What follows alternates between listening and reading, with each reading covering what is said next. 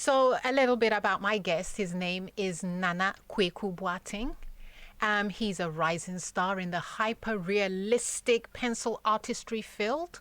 And he says his work is inspired by his emotions and life experience. He says he uses his experiences to create art that trigger thoughts and and emotional connections between the viewer and his art pieces. And the whole thing of his work is geared towards changing oneself, as those of us who view and come into contact with his artwork, changing ourselves, and the domino effect of that is, of course, changing the society. So he's going to be joining us soon.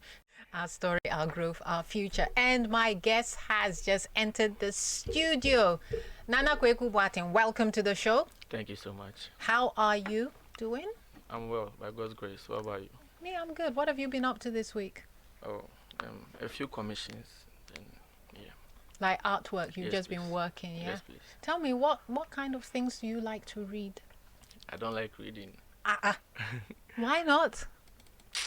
I don't know, But it's something, as an artist, it's something that you should oh yeah, I like listening to Yes, podcasts and yeah, things like that. Yeah. So even if it's a book, You get or the audio book. yeah, or even visual audio at the same time. Okay. So most of the times I watch documentaries, history. I read history through hearing. Oh, Yeah, so- okay.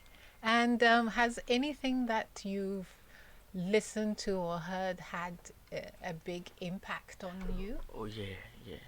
Like what? There's this image I found on Pinterest. Mm-hmm. It really says a lot. I'm coming. The title is called Home. Okay. So this is what you're going to read for us, Yes, right? please. Okay. So the title of it is Home. So let's have a listen to that. So, home. Find the people and the places that make you feel at home. Find the ones who take care of your soul and make you feel like you can be completely yourself around them. Find the ones who light you up from the inside out and encourage you to be yourself. Find the places where you feel at peace, the places that you could spend forever wandering and exploring. Find the places that make you want to see even more of the world, and the ones that make you happy to be alive. And whenever you find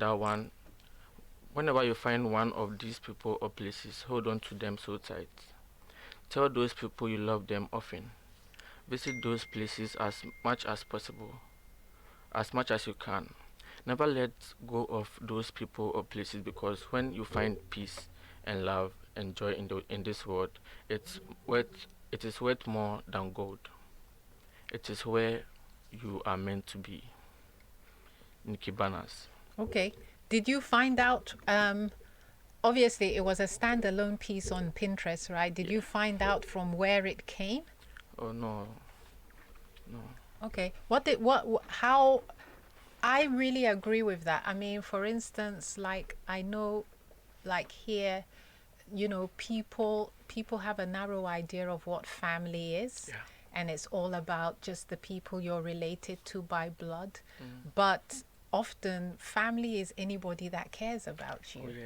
And sometimes the people you share blood with, some of them actually don't care about you. It's others who. So I thought that was an important piece.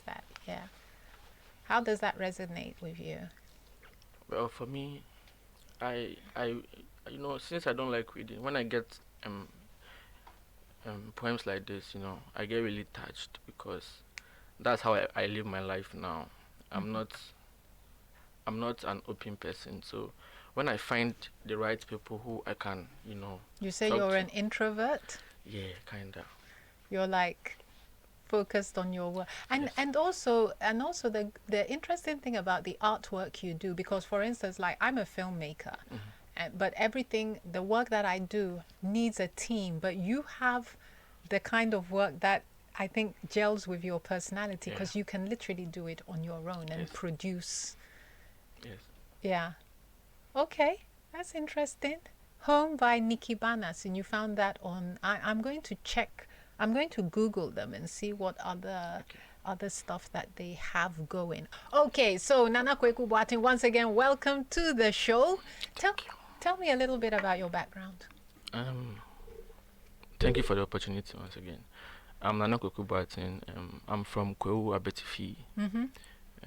I completed Taekwondo Technical University. I think that's all for now.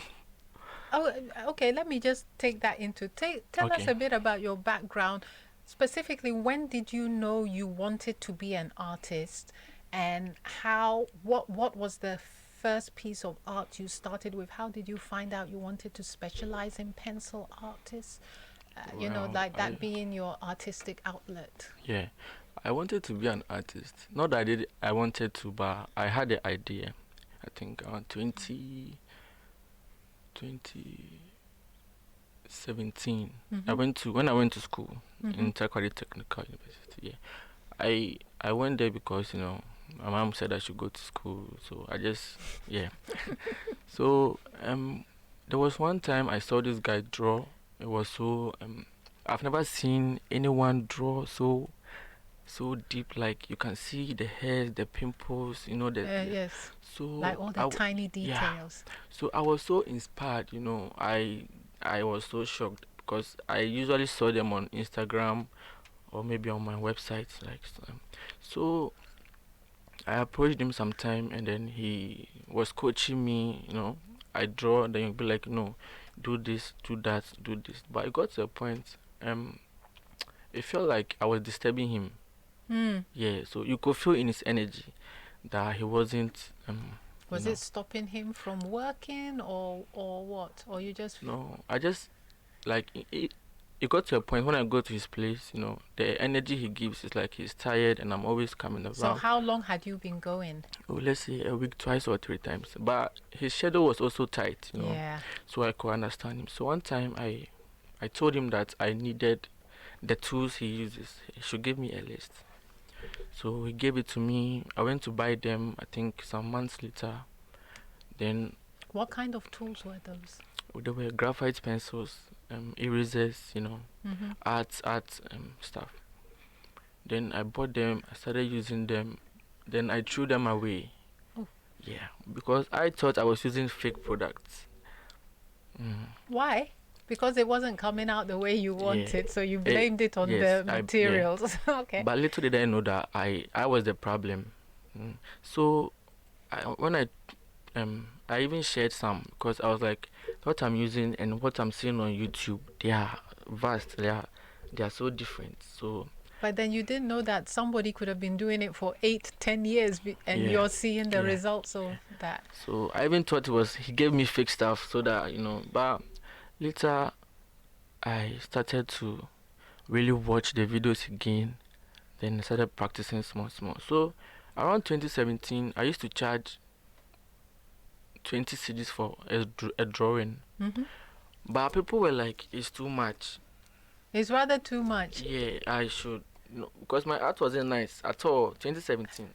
But people were still paying, which meant... No. Okay. No one even came. Then I was like... Oh, so you were charging 20, but nobody bought. Because I was like, maybe if I price it higher, they'll know that, okay, the quality will be... better. I priced it 50 cedis. They were like, oh no, it's too much. So my first artwork, I charged 20 cedis. And then when I finished the drawing, I didn't know I'm supposed to frame it. What was that first piece that you sold? What was it? Me selling a piece. I haven't sold a piece before. You priced it at 20 cedis? No, that was a commission.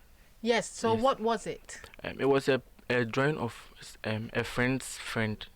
Okay. Yeah. So it was a portrait? Yeah, portrait. Okay. So you said you didn't know what you had to frame. I had to frame. So then the frame guy was like, it's 35 cedis, it's 20 cedis, but the list is 18 cedis. So I went for the list. Then my profit was 2 cedis. Yeah, so that was that. But it really wasn't, because the paper, the pen. Yeah, it really wasn't. And then also your time. My time. So I felt sad, and I felt motivated too, because if someone can give me that money, means I can go extra. Yes. So I stopped asking for permission. I started drawing on my own, taking my time, studying through YouTube. I'm not that talented. I am just hardworking. So I watch as if I'm watching a movie. Throughout the day, I'll be using my laptop. But I think the other thing too is talent alone is not going to get you No. anywhere. Yeah. So you can have somebody with all the talent in the world, but then you have somebody who's just dedicated and putting in the effort, and that person's going to succeed. Yeah. The talent, so I get you. Yeah. Yeah, so continue. So I was sitting down one time. We had an exam, so I had to stop drawing. Then after the mid semester, I was just sitting down, and then in my thoughts, something was like, "Yo, go out." So I went out, and then it was like I should go and buy a very big paper. Mm-hmm. And my biggest fears was drawing on huge papers. That was my biggest fears. So when I went, I bought a paper. What size? I think 36 by 42 What is inches. that? What is that? A1, A2? I think A0. A0. Oh, Yeah. wow, that's big. Very big. So after buying it, I wasn't sure why am I buying this. Then I went to mount the work. Then I started praying because I have nothing to lose. So I tried, and when I started, at that moment I stopped going to class because I couldn't leave the work alone. Every day, You were like inspired to just really be on it. I wasn't myself that time. So that artwork, I titled it Stress because I used to stress a lot. I needed money, I needed a lot of things, but people didn't believe me. So this sadness, I think it's a problem a lot of people have. Yeah, so that was that. And then after I drew that, I posted it, and then I was getting so many comments from many countries, Italy, Ghana here, it's Spain, everywhere. Mm-hmm. So that was when I knew that okay, I think I am for this. Something, yes. So when I finished the drawing, I was almost sad because I didn't remember drawing anything. I don't remember up to now, So I did the second drawing where I drew myself in bandage, Mm-hmm. Yeah, and I titled that mental slavery because I was a slave to my thoughts, I caged myself that I'm not that good enough. There's this voice that I think everyone has. Self-doubt. Yeah, so the doubt and everything was settling in, and there was this voice that was like, yeah, you don't remember doing that because you're not a good artist, all those kind of influence, the negative waves. And then the other thing too is also when you're trying to start something, it's difficult to get people to believe in you. Yeah. And so, not having that validation, and then you also have doubts, it just amplifies. Yeah. So that was that, and it's been a long journey, It's almost emotional, yeah. So I started dedicating myself to. I didn't go to class for like a month or two. Mm-hmm. I was missing lectures, but I was drawing every day. People would come, hey, you missed the class test. I'm like, oh, don't worry. I'm a person who doesn't care about anything. And what was your mother saying? Because obviously she wanted you to go to school. She's not there with me, so she doesn't know. Ah, okay. But she always calls, checks up, I'm like, oh yeah, class, then everything is cool. You'll be lying. Yeah. But later I told her that I'm not going for classes, but I'll pass. Yeah. So I didn't go for class at all the whole semester. Maybe during mid-semester I'll come and write the final exam, which I still pass. And how did your teachers feel about you not showing up? They don't even know me. I don't know them. So I just, What there were a lot of students in a class, or what? I think we were 70 something. But I come and ghost. I come and then leave, I come, I sometimes sign attendance and then I leave. Then you leave. Yeah. So Okay, so you miss classes for like a semester. Yeah, yeah, Did you pass? I passed.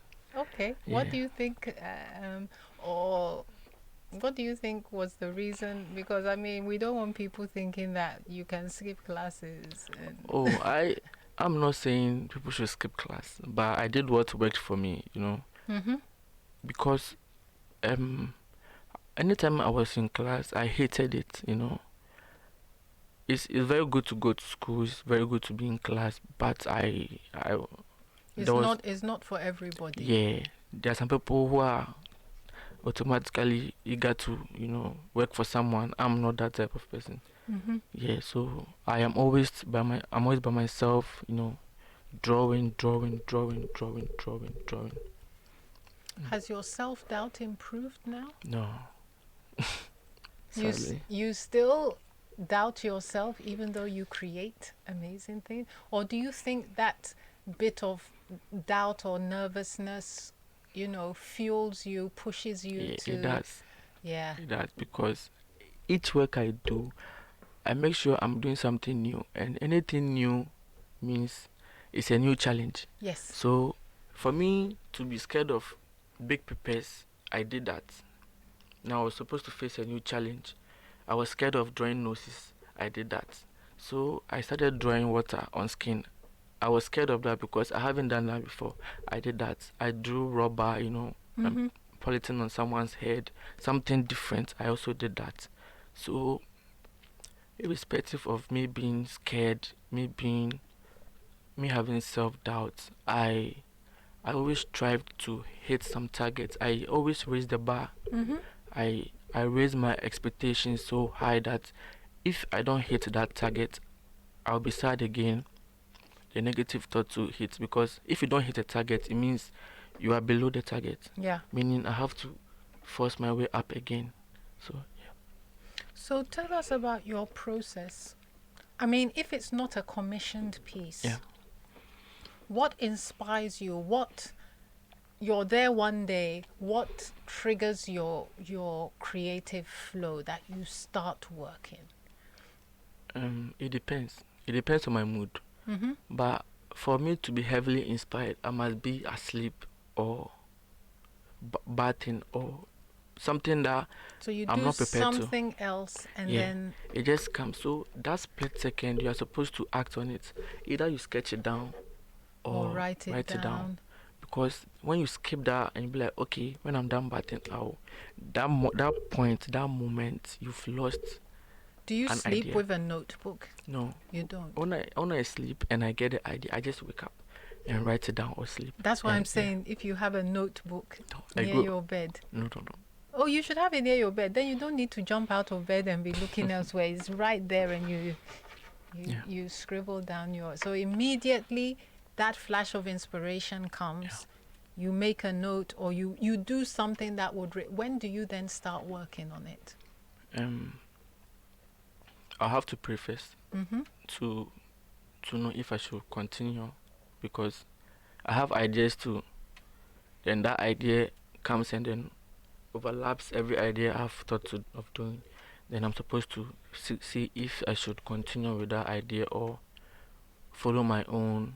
Uh-huh. Yeah, so I pray. If there's a go ahead, I I call a friend or two. The reason why I use my friends is because I'm emotionally, or let's say I'm connected to them in a way. So I haven't drawn someone outside, like, yeah. So if you're my friend or close, I might call you because I feel like, okay, I think I'll need you for this kind of work.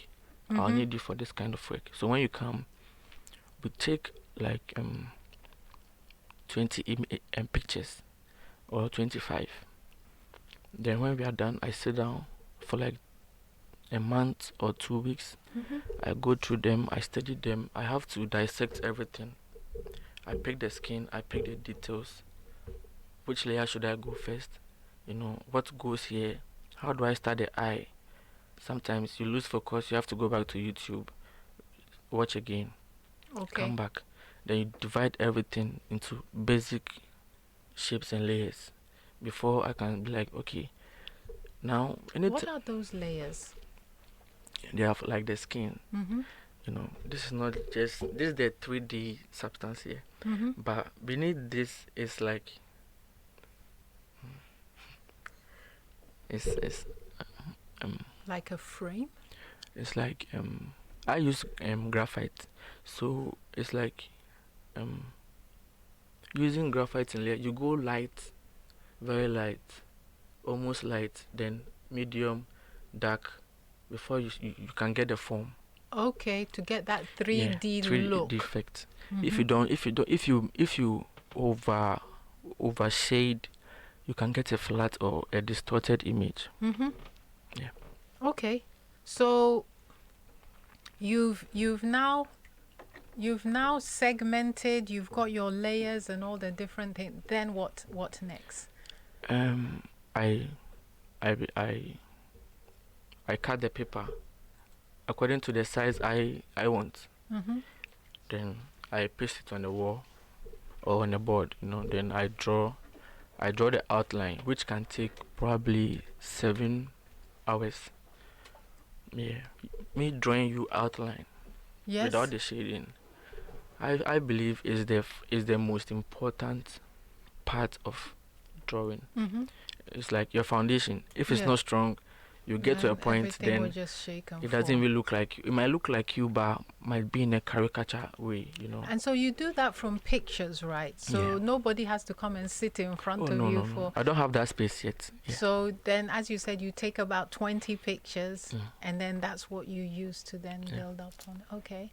So me drawing you in a very basic way, the fundamental sketch, I use 7 hours because I can finish in 30 minutes, 1 hour, but there's beauty in patience. Because when you are doing, you realize that there's a mistake you've done somewhere, but you didn't pay attention to, because when you are facing the thing, it's different from you going back and actually looking at it objectively. Okay.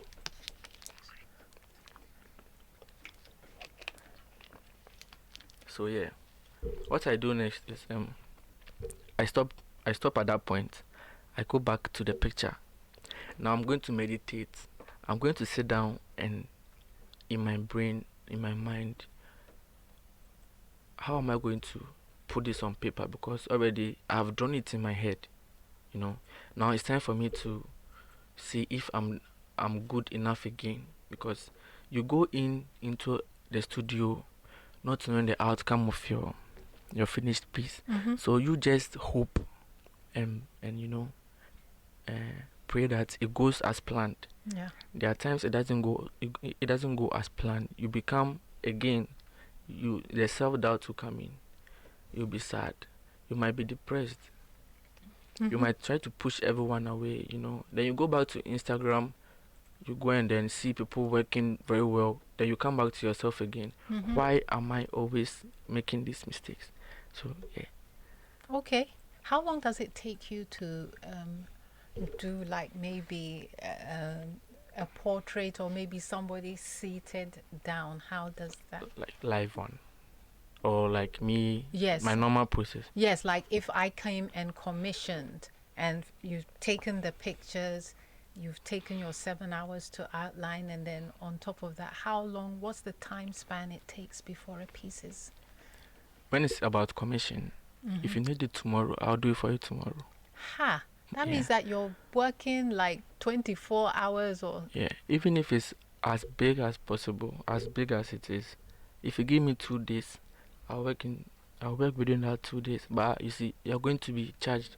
Of course, it's an extra. express job, yeah. But if you give me 3 weeks, I'll use so the person is the one that determines the time frame. You don't look at the thing and say, actually, this is going to take 4 days or 5 days. My policy is I use 1 week or 2 weeks for commissions. But if you want it less than that, you have to, add express. Yes. So within those 1 week and 2 weeks, I know that someone will probably commission me again.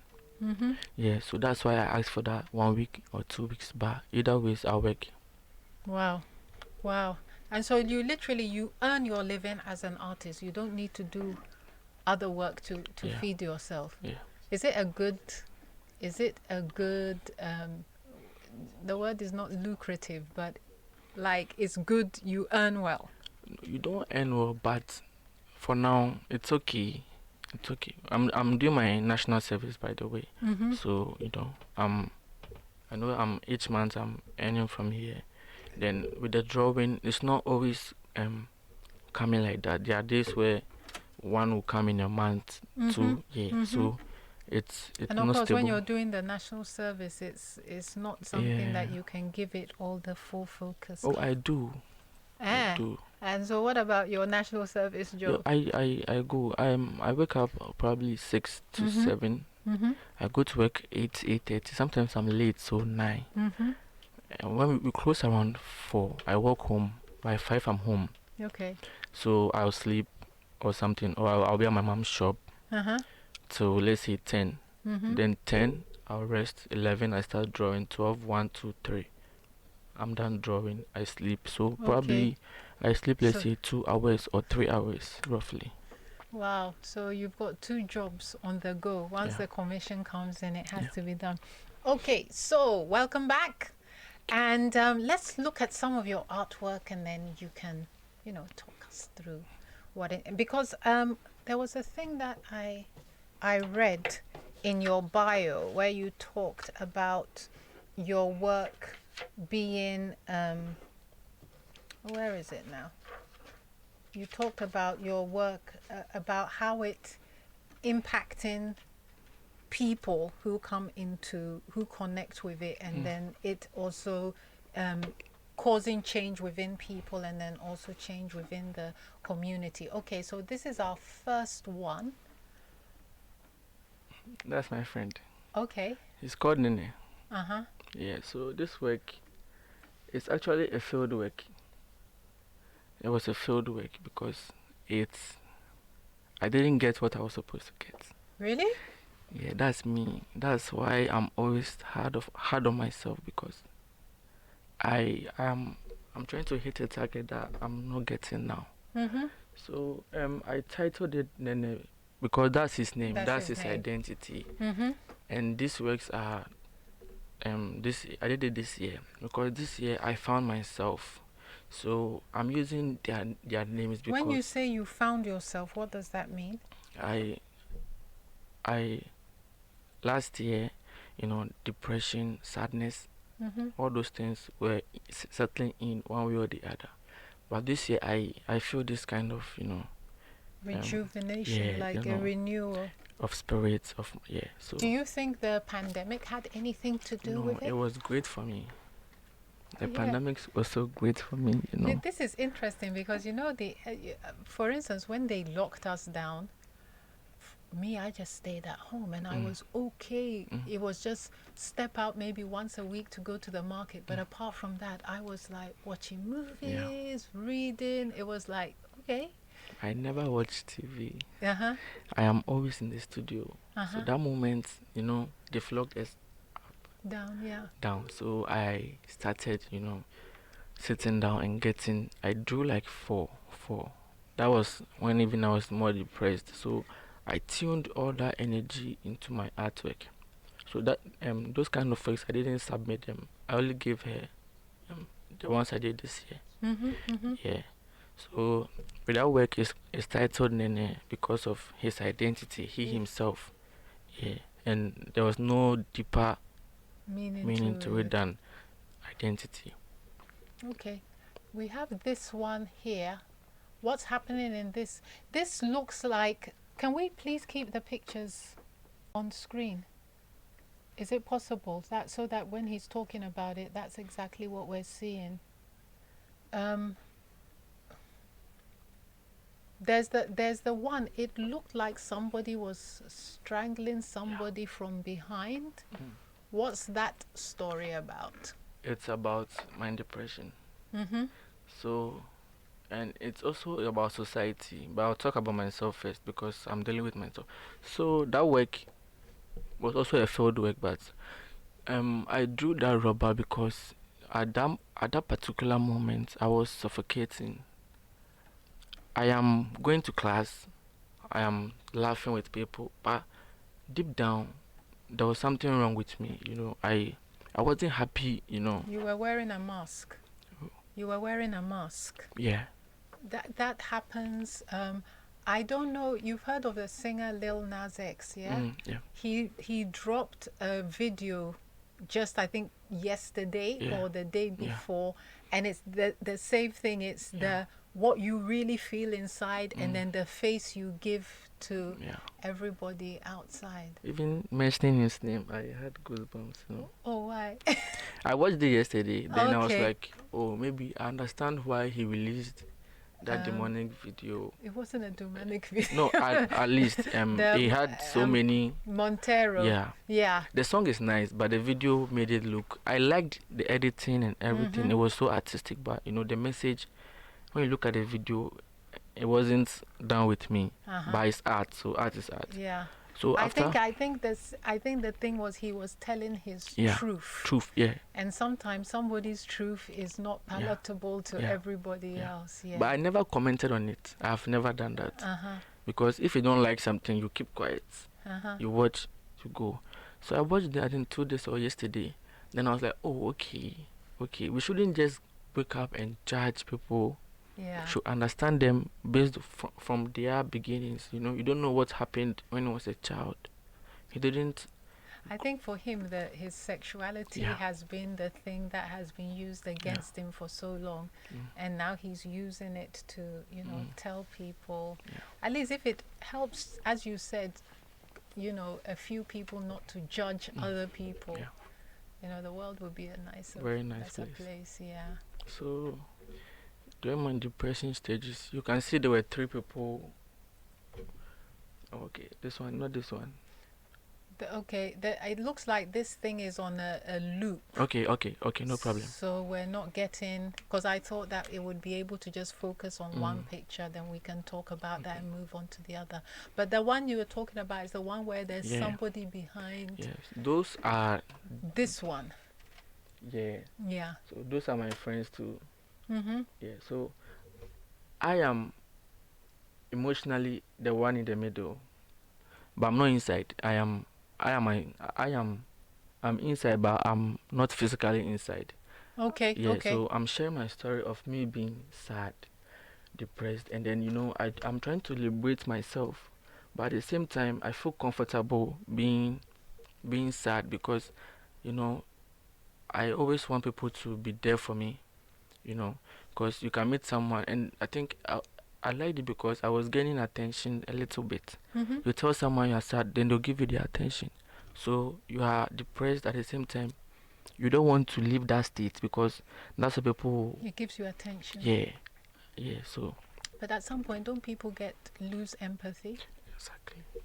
It happens. So sometimes I don't talk about it anymore. So during the pandemic, I drew an artwork where there's a tattoo on the guy's ear that says Cartier. Oh. Then there's a rat on the So the title was an autopsy. It's titled Autopsy. I was just trying to tell people that no matter how much pain I was going through, if I'm supposed to even talk about it, you're supposed to cut it because that's where you can even speak through. So that's what I was trying to. But also, if you cut that and you're too deep, then that's it. So I'm taking everything with me. Yeah. Yeah. And then this one. Yeah, this was when I was losing faith in God. Yeah, you see, everything is a story. In my drawings, they are subsequent. Like, I try to tell my truth through my art. People will see this and be like, oh, wow, it's nice. But deep down, I don't want you to be telling me it's nice. Rather, you can ask me, oh, how are you? Are you sure you are okay? So I think the other thing, maybe people who know you, but the other thing is, as I said, so many people wear masks. And at least in our society, a lot of people wear masks because that really people don't actually care. Yeah, they don't. The average person doesn't give a damn about your problem. So And in a lot of cases, you will tell somebody something and then they will spread it. You know, go and tell, hey, this guy, this is happening and whatnot. And so for somebody to be so honest and raw and put those things that most people hide like so publicly out there, I think it's also for people looking at it, it's unsettling. Yeah. So you have to just feel like you have to say something, oh, it's nice, it's interesting, but you are also scared to go in there because that means you also have to open up yourself and face things that maybe you're also hiding. Exactly. Yeah. So when they say it's nice, you know that it's this one. Yeah, he's also my friend. This artwork is titled King. You know, the light over there, that's a candle. And then most of the time people quote fire as, let's say, distraction. But I think it can also can be used to purify. Yes. Yeah. So I put that there. That's here because it's this upper part. You know, we have the heart here somewhere around here. So Yeah. I did it. I put it there because I'm trying to purify myself through prayer. So the eyes are closed. Yes. Yeah, so as if he's asleep, but not. But he's trying to open it, but no. Then around this part of there's an ant here. Okay. Yeah. Because I was seeing those things coming across his shoulder. Yeah, so that's an ant, but this one, the water. I'll talk about that too. So the ant there signifies hard work. Yes. Yeah, so I'm just trying to say, I'm just hardworking, you know. Yeah, and then the water over there too. I just it's like my energy is flowing. I'm trying to be like water, you know, trying to flow. Why are your friends your muses? Because as I said, I connect to them a lot. So anytime I'm drawing, you know, there's a thought of you. So my reference photos and the drawings are different because with me looking at you right now, I know how you look like, but the picture might not show me how you actually look like. Yeah. So me knowing you, I can distort something in the picture and put something I know of you there. I understand. Yeah. I understand. Okay. Maybe it's because of the way I'm seeing it, but when I looked at it, the first thing I looked at, initially I thought maybe he's in something that involves fighting, because one of his eyes looks like it's slightly swollen, the left eye. Yeah. All I'm trying to portray is, you know, that's what I'm trying to say. Everyone might look at it and have a different meaning. Which is the whole point of art, because of your own life experiences and that you approach. So I do something relatable. So what I relate to right here, you might not relate, but you might relate to something there. Else. Yeah. Yeah. Because I would have never thought of the candle as, I knew it was a spiritual piece, but maybe I would have thought of it as purification. Okay, can we have a look at another one?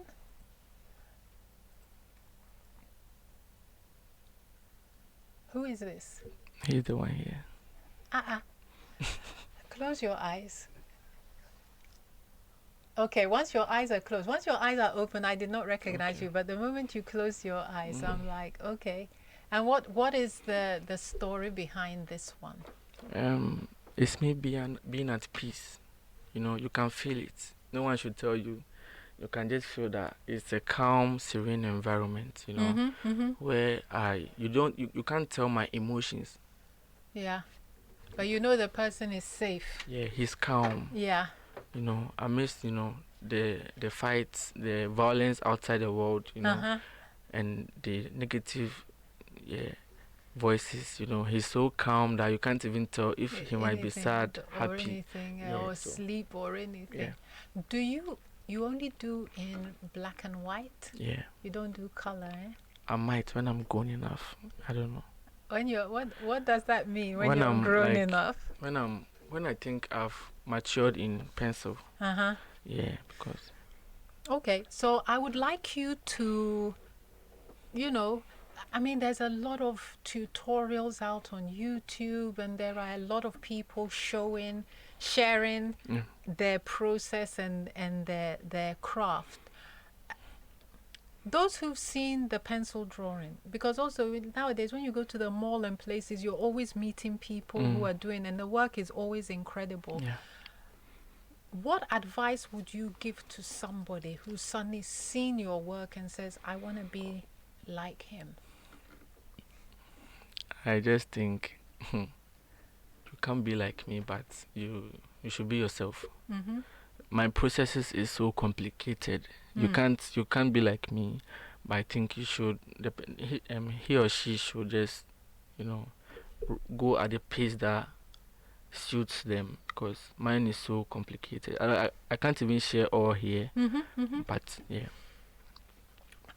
Will you be exhibiting or anything? I hope so. I haven't exhibited before, Yeah. probably because I'm so insecure. That was that. But you see your work. I don't see it as nice. That's me. As I said, Are most. you kidding me? Yeah, I'm being honest. That's who I am. Then I then how do you grow? through my art though.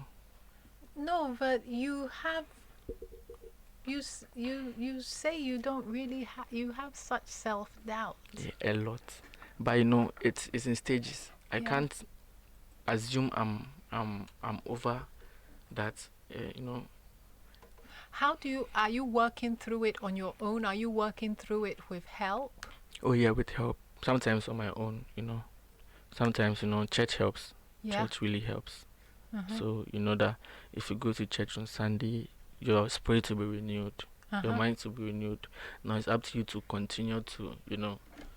But you're not looking for scientific help, Oh, if it comes, cool. like a psychologist or a Oh psychiatrist yeah, or something like I that. think it's okay, but I see my art as a therapy. As I'm saying, I it's only this year that I've started liking my works, like actually Okay, so appreciating. you've actually Moved over from that stage. so even with that, I still cringe, but it's better than. I think every artist has that thing, in the sense that once you finish the piece of something, if you go back to it, you suddenly see all the flaws. That is, I think, normal for for any artist. I don't think it's normal. I think it's for those who want more, Mm-hmm. because if you can see your artwork and be so happy about it, then you haven't grown. Well, that you're talking about, there's also mediocrity, Mm. where things are thrown out and people say, yeah, it's fantastic, and then they go on with it. And then there's also the other thing, whereas if you do a proper critique of it, then it gives the impression that you're hating, so you also keep quiet, and then these people are being pushed in their mediocrity. Yeah. So there's that. But I think, as you said, like real solid artists, you always question and always have to. interrogate the work. Wow. What are your social media handles? NKAYB triple ENKB. Hey. Why so complex? Yeah. And that one is at where? Facebook? No, Facebook. I use my real name, Nana Kweku Boateng. Uh-huh. Yeah, but then on social media, I use other platforms. I use NKB. NKB. Yeah. So N, then the KAY. Ah, okay. Yeah. NKAY. K B NKB. Then the triple E, And then like a B with another E. okay, so it's NKAYBEE. Yeah. E. Yeah. And that would be on Instagram and where? Twitter, Visco. Yeah. Okay.